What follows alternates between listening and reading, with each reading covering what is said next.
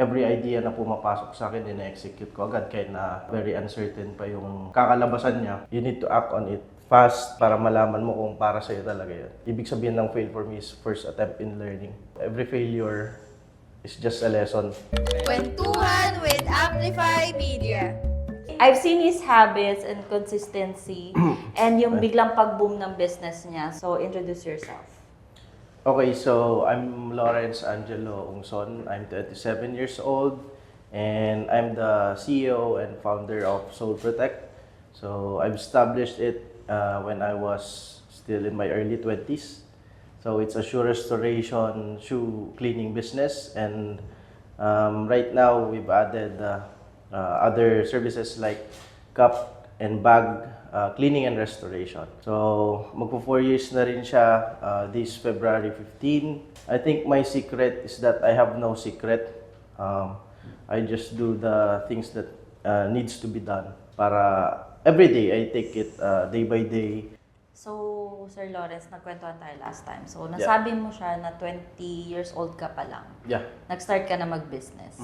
Most of that age na 20, parang hindi pa sila sure. Yep. Sa mga parang path nila. Minsan pa nga parang may tinatawag pang midlife crisis. Yeah.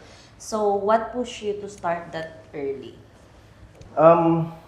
Honestly, prior to doing business, as I've mentioned, I was doing full-time IT work. So I've been a web designer before. Up So, until 20 now. ka pa lang, nag-ano na? Yeah. Design ka na? 20. Nice. So, itong Soul Protect dati is just for part-time, side hustle ko lang before. After my full-time job, kasi graveyard shift ako. And then, morning, kaya ako naisip na mag-start ng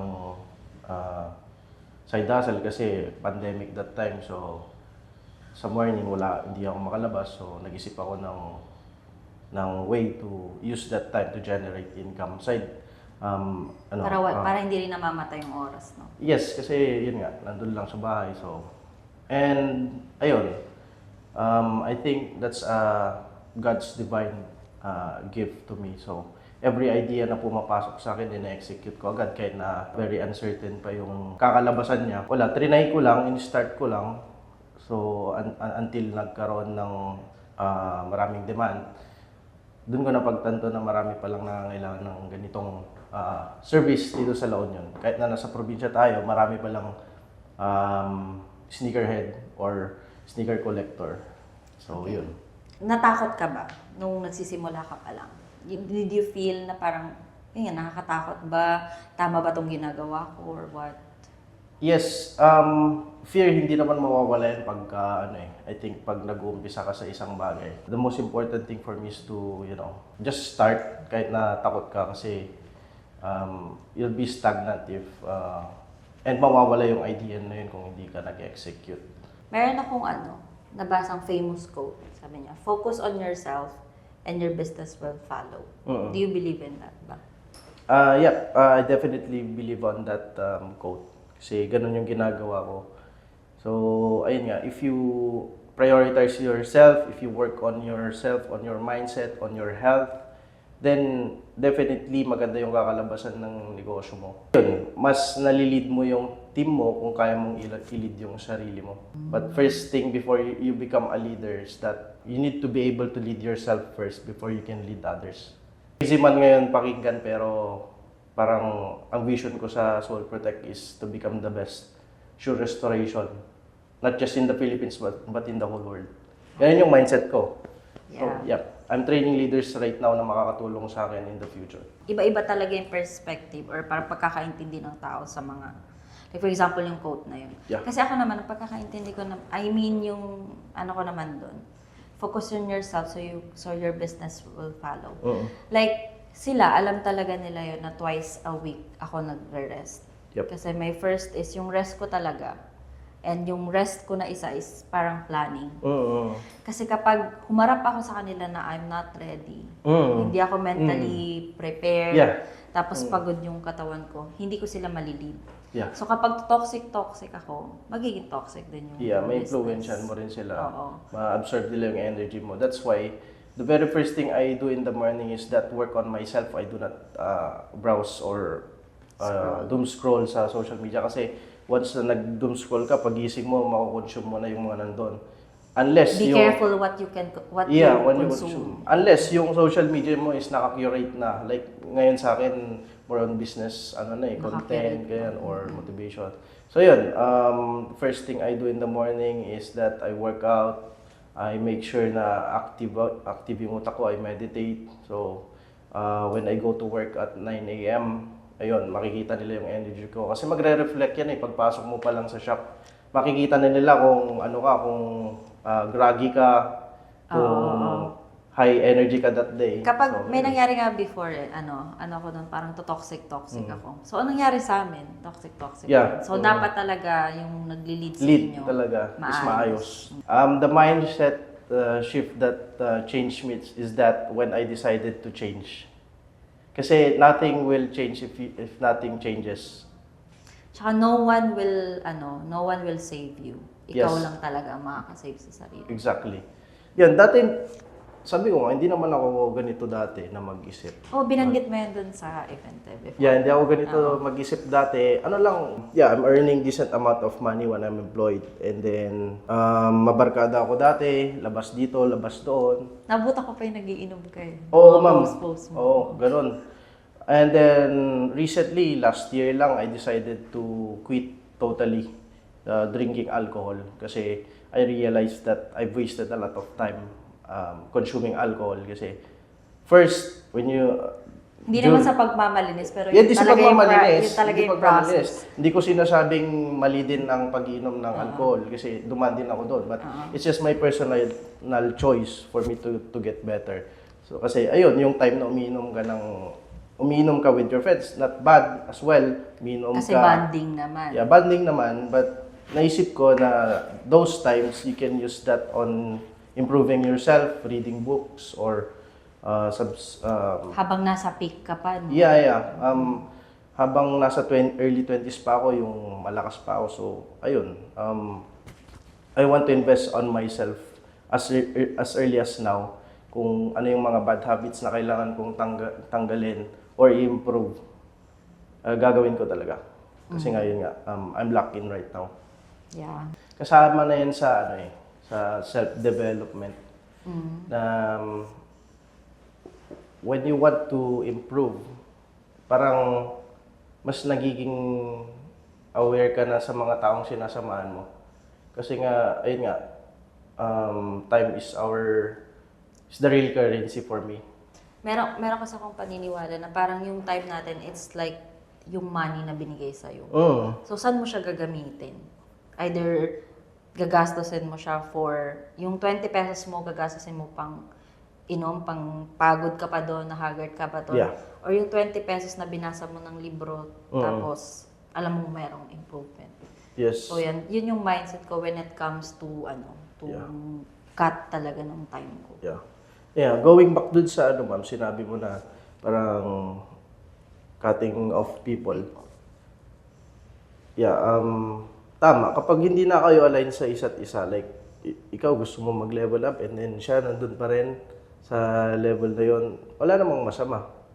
Kung yun yung gusto niya. Kung yun yung gusto niya. But yun nga, lagi kong iniisip na you're the average of the 5 people that you hang out with. So, hindi ko alam. But mas binavalue ko na ngayon yung time mas ko. makakatulong sa'yo. No? Yeah. Kunwari, itong mga to, mag-invest ako ng time kasi may inggit ako sa kanila. Mas lalo akong magpupursige. Yeah. To give you a walkthrough to my experience from my mindset shift of being an employee to entrepreneur is that during my employment period before, hindi naman nag-earn na ako ng decent amount to earn for myself kasi wala pa naman akong binubuhay and nabibili ko na rin yung mga gusto kong bilhin. But the shift happens when I've started to reading books of entrepreneurs, reading the life of successful people, specifically the book Rich Dad Poor Dad by Robert Kiyosaki. So, nung nalaman ko na kaya mo palang mag-earn ng mas marami through business. So, doon ko sinubukan. So, doon ako nagka-interest sa pagnenegosyo. So, for example na lang, doon sa pag-web design ko, yung kinikita ko ng isang buwan, kinita ko lang sa isang client na kaya kong tapusin ng tatlo hanggang 4 na araw. Na dapat talaga sa freelancing or kapag gusto mong lumaki yung kita mo, kailangan mo talagang paikliin yung time na nag-work. Diba? So, doon, nag-shift yung mindset ko talaga. And, yeah, pag magbe-business ka, dapat passion mo rin siya. Like, sa akin, passion ko yung sapatos. Up until nabili ko na rin yung mga gusto kong sapatos na bilhin na hindi ko pa ma-afford nung nag-aaral pa ako. Tapos, nakita ko sa mga story mo, may message kita, sabi ko, sir, nandito na ako. Tapos pagpunta ko doon, ay sabi mo, nakita ko yung story mo. Sobrang daming tao. So, how's your SM booth? Experience. Experience. Yeah, nagulat din ako, ma'am, kasi first time din namin magka-booth sa SM. Para lang bang matry ko kung malakas talaga pag nasa mall. So ayun nga, with proper marketing, I can say na you'll never go wrong pag nasa mall ka. Not just in SM, we also experience in Shangri-La. Yun din. Yung nag-Shangri-La kayo, ganito lang sa isip ko. Ewan ko negative na tao lang talaga ako. Charot.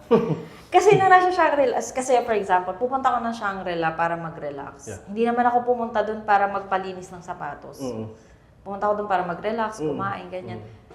Pero di ba na-sold out kayo? No? Yes, in just 3 days, our stocks got sold out, ma'am. Kaya nga wala lang, ang galing lang. Hindi ko na-expect. Hindi ko talaga na-expect.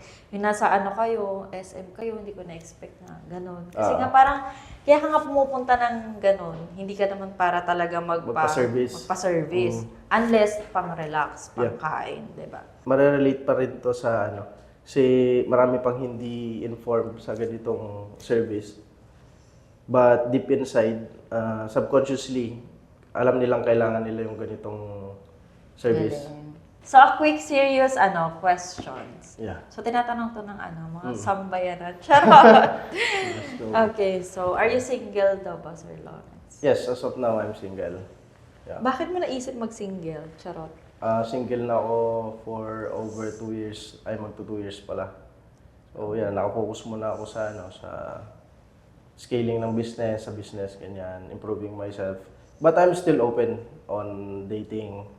Kapag dumating yung diba, open pa rin naman tayo dyan. Does running a business make dating harder? Ay, yep, absolutely. Kasi, Panira ba yung mga babae? Charot.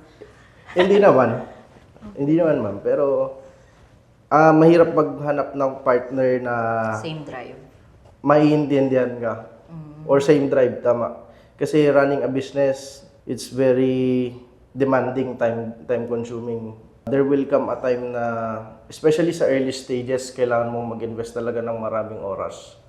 So, yun yung kailangan maintindihan ng partner mo if you're a businessman. Mahirap ipaintindihan sa mga Hindi naman business-minded. Right. So, if someone na nakikinig ngayon or nanonood ngayon and gusto niya mag-start ng business at a young age and natatakot siya, what is your message for them? My message for them is just to start. Start now and improve later. Kung natatakot ka man, normal yan. Ako rin, nung nag-uumpisa ako, takot din talaga ako na kasi may stable job na ako, bakit pa ako Maubos na yung savings mo, no? Oo, kasi yun pala. But when starting a business, you don't need a big capital. Like me, I just started with 5,000 pesos as my initial capital. All you need is to be resourceful. Kung ano yung mga meron ka ngayon, i-maximize mo. Hindi ibig sabihin na gusto mong magnegosyo, you're waiting for the perfect time. But there's no perfect time. There's no perfect time. The perfect time is now, actually. So, wag ka na magantay ng perfect timing. Gawin mo na ngayon. So, now is the perfect time to promote your business. So, go ahead, promote your business. We are Soul Protect, so we offer shoes, bags, and caps, cleaning and restoration. So you can find us at Facebook or Instagram at Soul Protect PH, or you can just visit us on our store at Aringay La Union. It's just located along the highway. You can easily search it at Google Maps or Waze. Okay guys, so thank you for watching till the end of this podcast. So for everyone na gustong mag-avail ng service natin, meron tayong discount. Scan nyo lang yung QR code na to and we'll give you 20% discount pag pumunta kayo sa shop. So yun, thank you so much, Sir Lawrence. Thank you din, ma'am. Alright.